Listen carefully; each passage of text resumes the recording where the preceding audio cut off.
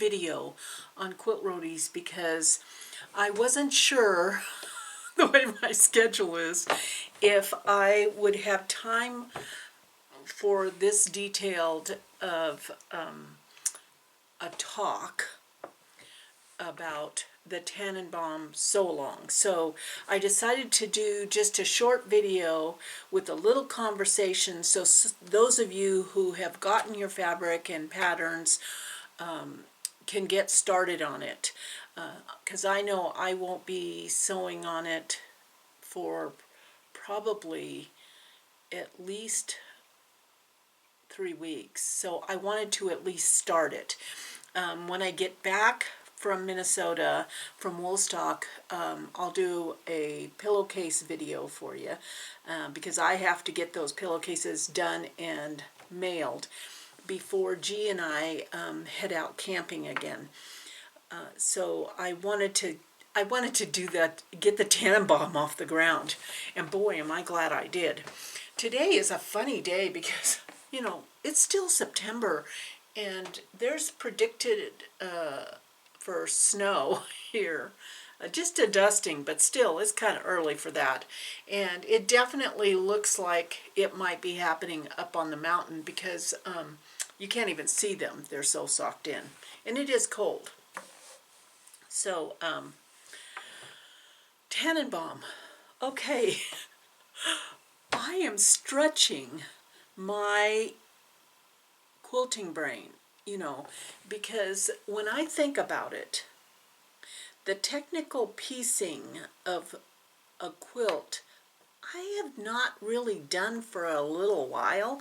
I've been totally into the wool stitching, and yeah, there is some block piecing that goes in and setting blocks, but they are secondary to the wool piecing.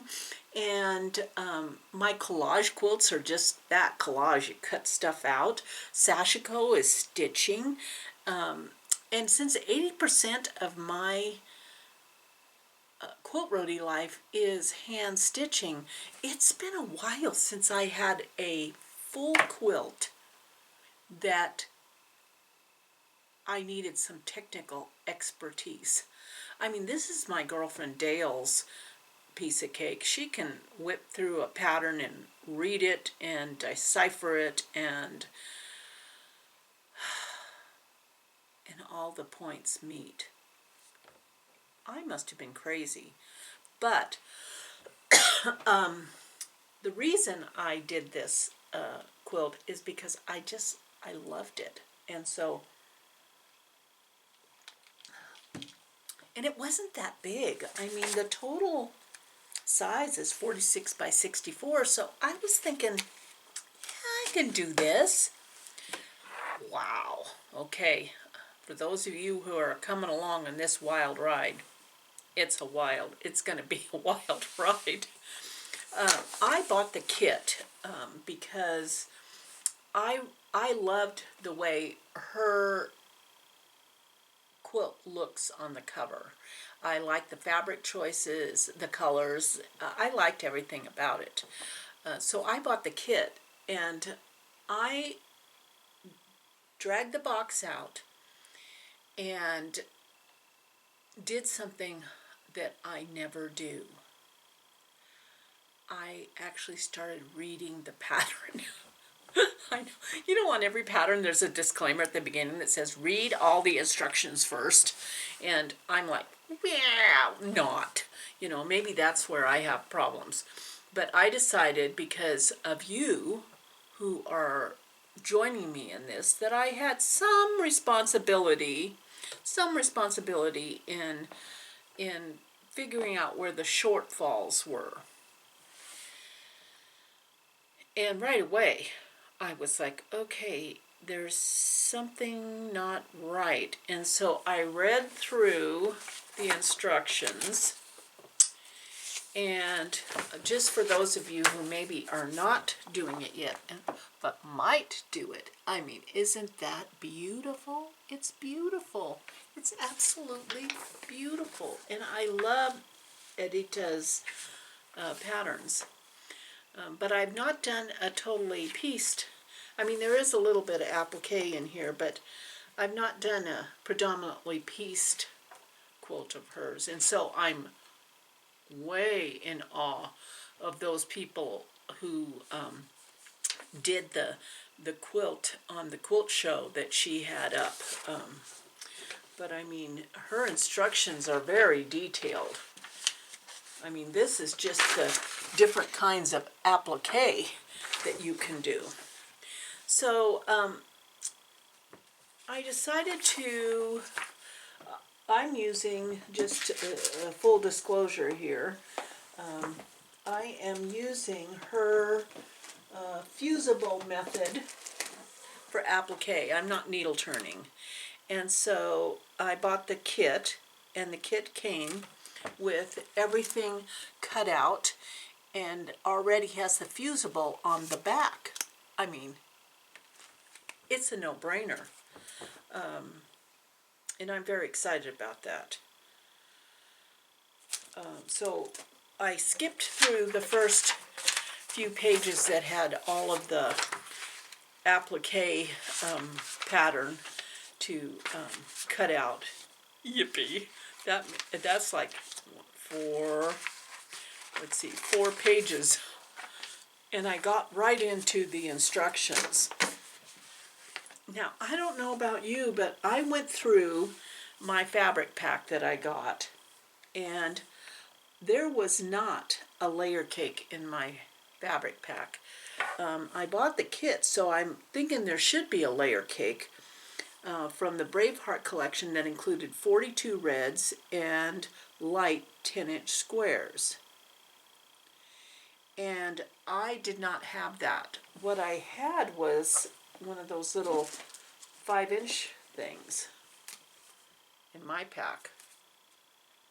So I don't know if the pattern is printed wrong or if they included the wrong pack. So I did call and leave a message, but it's, you know, I'm filming this on what day is this? Saturday afternoon. I'm filming this Saturday afternoon, and I'm leaving here at 3 in the morning on Monday. So I know they'll, you know, I'll get a message back on my phone that, oh, it was a misprint, it was supposed to be 5-inch squares, or, oops, we were supposed to send you 10-inch squares.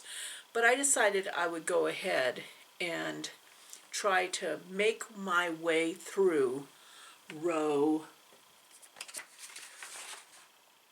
1. And I love row 1 because it only has one block. But even that one block took me a minute to really pay attention to. So this is something that you will need to, if you're following along on the SAL, which is a sew along, then you'll need to pay attention to this, because I am actually using her background fabric, which is directional. It's a directional fabric, and so let me show it to you. So this is her background fabric, you know, so it has a directional, and it's labeled background.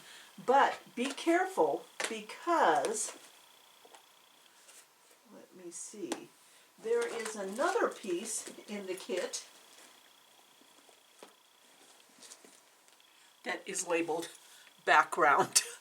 So you really have to pay attention. So what I realized was that I really needed to look at the photograph, and I realized that the background of the entire piece was the directional stripe, and the other piece that's labeled background is actually the background for the applique piece, but they didn't label them differently, so pay attention to that.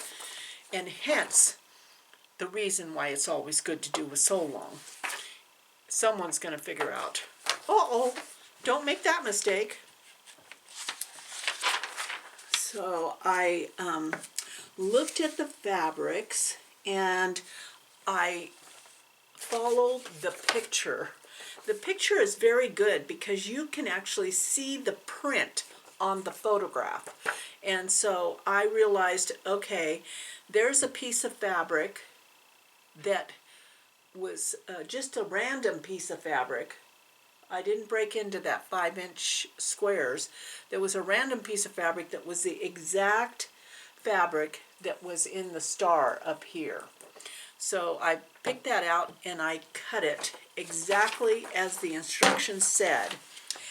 And then when I cut the background out, I made sure, because you know how when you have directional fabric and you are cutting half square or quarter square triangles, and so you have the directional background going every which way, I made sure I laid it out down here. Let me move this down a little bit so maybe you can see it there. So I laid all my pieces down here so that the direction of the background was all going the same way. Because it'll drive you crazy. Well, it drives me crazy if I have one piece that's going a different direction. Because I hate ripping out. And I probably wouldn't, and then it would drive me crazy forever. So I laid out my pieces and made sure that they are all going the right way.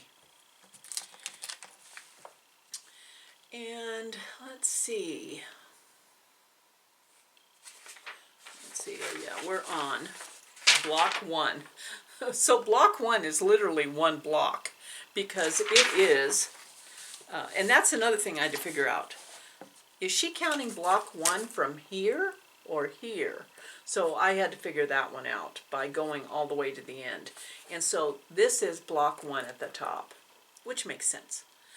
And so it's the only block then with background on either side, but it's not telling you to attach the background yet. So I am going to wait and see how she wants us to attach that background, because it could conceivably be quite clever. She's a clever girl, so that's what that's where we're at there. And she does say in her instructions, because I read them, I actually read the instructions, you iron to the dark. So that's a pretty standard thing. And then once all the blocks are completed, you lay out the quilt, and you'll notice that I now have a blank design wall over here because that's where this is going to go. So in between our travels, I will be putting the blocks up there and leaving them up there. I might, I'll have to see if this goes with us on the camping trip. Maybe not this one, maybe the next one, but because I don't think I'll be taking my sewing machine with me on this trip. It'll be a handwork camping trip. I have so much handwork, and I just love it all. And then that Kathy Schmitz thing, oh my God, that is so cute. And, you know, it's a good life. It's so fun. So what I'm going to do right now is I've already got my machine on, and I'm going to start sewing that together.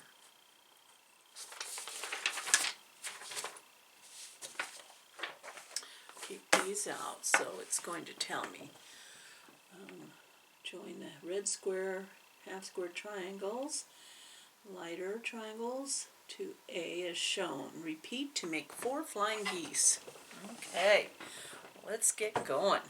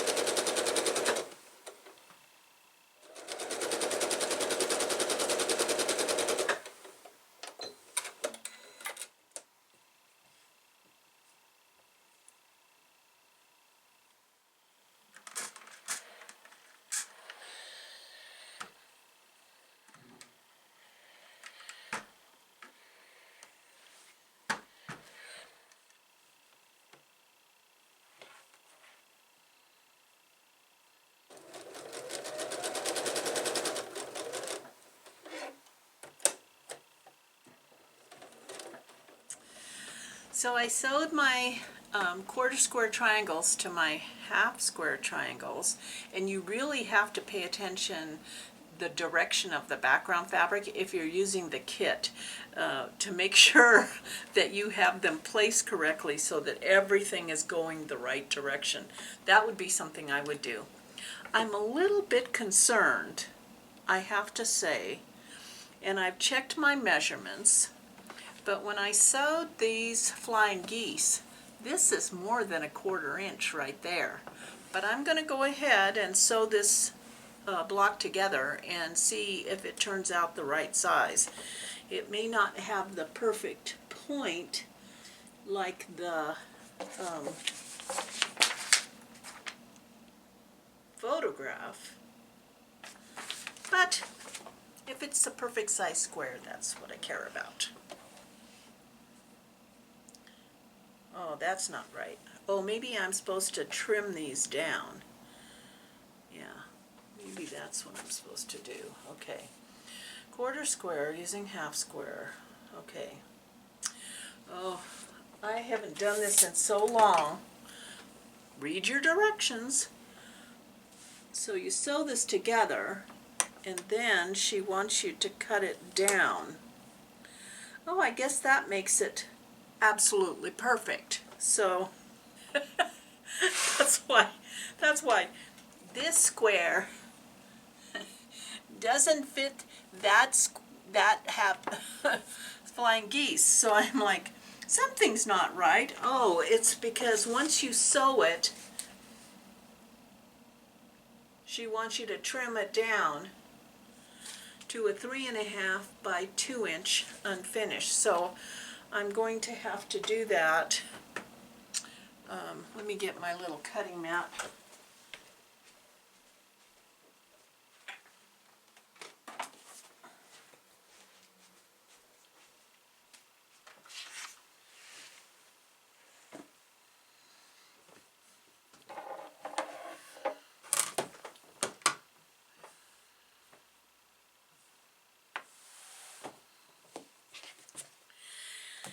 And like they always say, check twice, cut once. 3.5 by 2 inch unfinished. 3.5 by 2 inch. 3.5 by 2 inch. Well, that looks so much better. Oh yeah.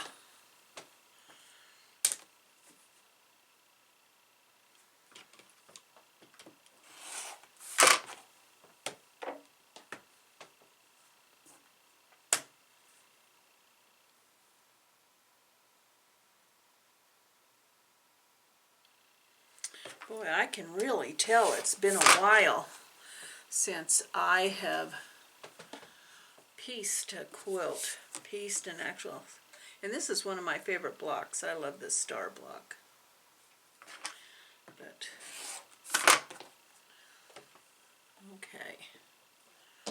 okay, so I got those cut. Now that looks better. So I'm going to sew this together, making sure the direction of my fabric is correct.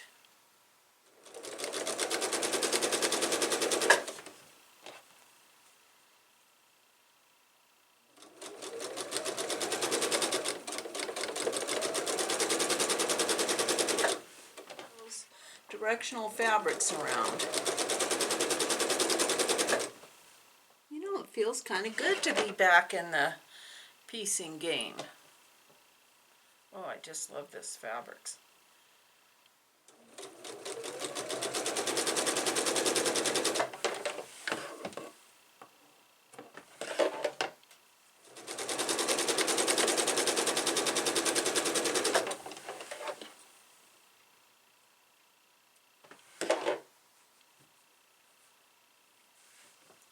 Oh, stuck to my sleeve.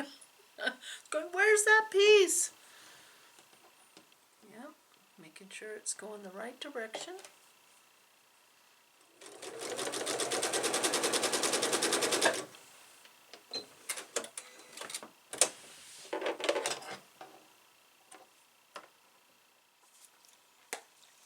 using my flatter by the Silk Company.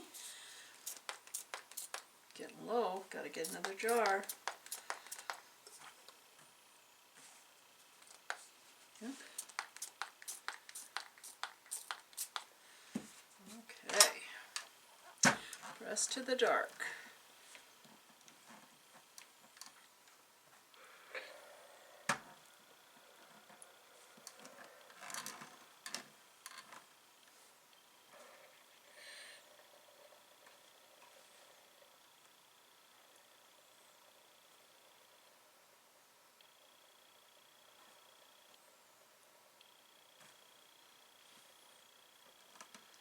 I'm going to make these nest.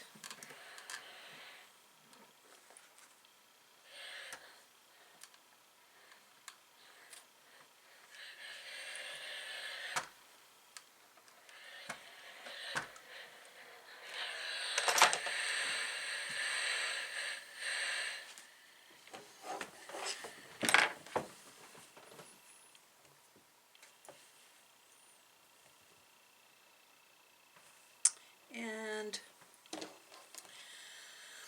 I am going to pin these. Sometimes I'm not a pinner, but sometimes I am, and for whatever reason today I feel like I am. Oh, the mountain came out. Ooh, and it's covered in snow. It really did drop the level down.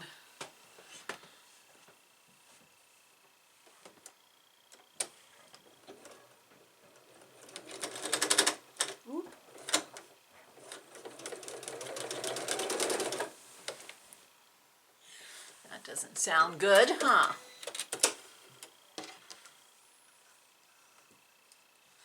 Let's see.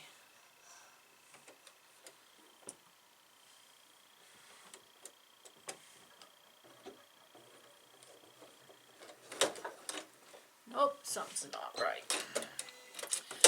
Yeah, it means you gotta rethread your machine. Something not right.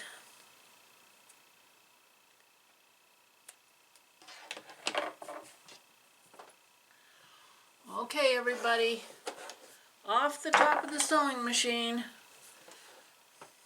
Let's see what's going on.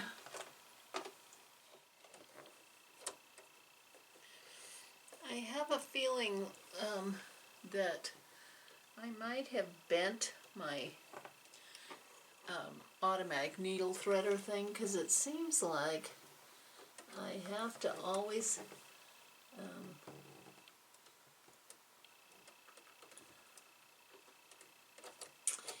that little threader piece is not going in like it normally would.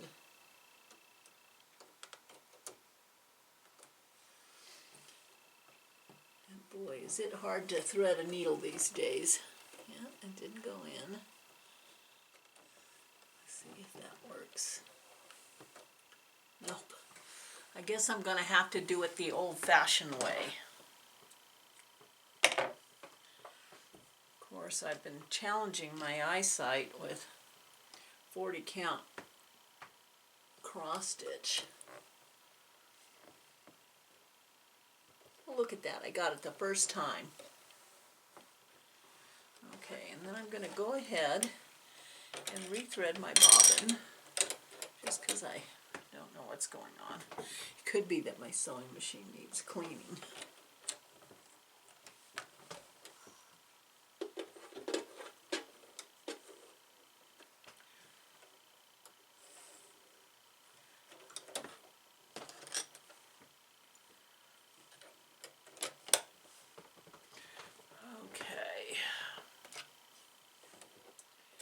Now let's see how it goes.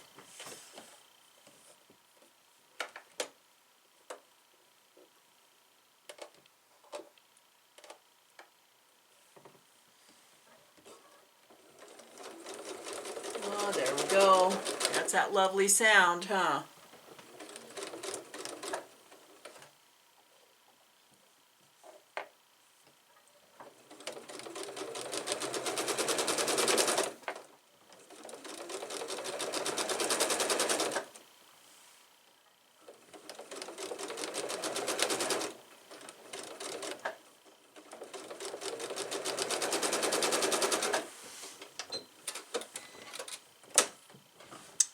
I'm going to press the last two seams open just to make them nice and flat.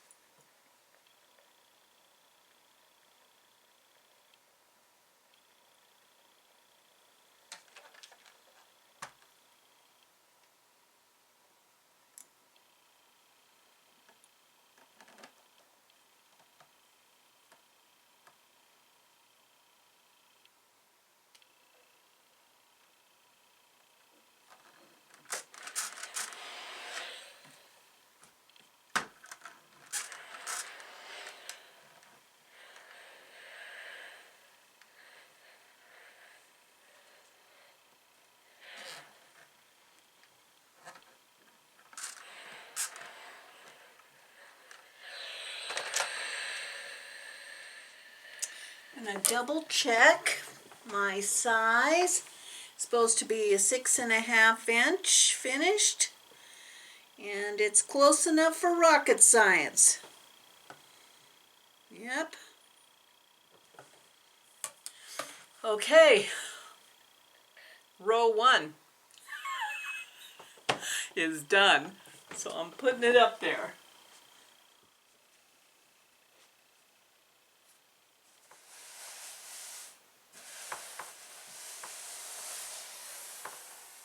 I'm so happy. Row 1 is done. I'm sorry I'm walking in and out of the screen, but that's what I have to do. I don't have a remote control screen. So my row 1 is done. Blah. We're off and running on the Tannenbaum SAL. I'm going to take a picture of it and post it on Instagram. And I'll hashtag it so anybody who's following along can hashtag to the same SAL, and we can see all our progress. And some of you may just jump ahead, but I am done with row 1. Now row 2 looks a little bit more complicated, and I don't know right now when that will happen, because I'm heading off to Woolstock. So when I look at the calendar, it is, let's see, yeah,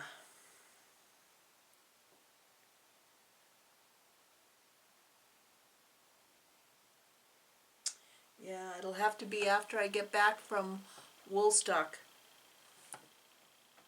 Be working on row 2. But I'm kind of proud of row 1. Thank you, Edyta, for making row 1 not so complicated. And maybe I'll hear back about whether I was supposed to have the 10-inch or if that's a misprint in the pattern. I don't. If any of you have a layer cake in your pack, if you got the kit, let me know, because I definitely don't have one. And so that's it. I'm going to wrap it up for here, and I'm glad I got this off the ground, and I hope some of you are coming along with me. I know I've heard from a couple of you that you're doing it also, and some people are doing it with their own fabrics, which I think is so awesome. I can't wait to see those blocks. And to see what, because I know that some will be much brighter. These fabrics are more along the line of like French General type fabrics, and so they're a little bit more muted, but it kind of fits the house here. And so, but I'm really excited because I could just see this done in bright fabrics, and or in modern prints, you know, having a really great modern Christmas tree. But I'll see if I can get you a picture out the window.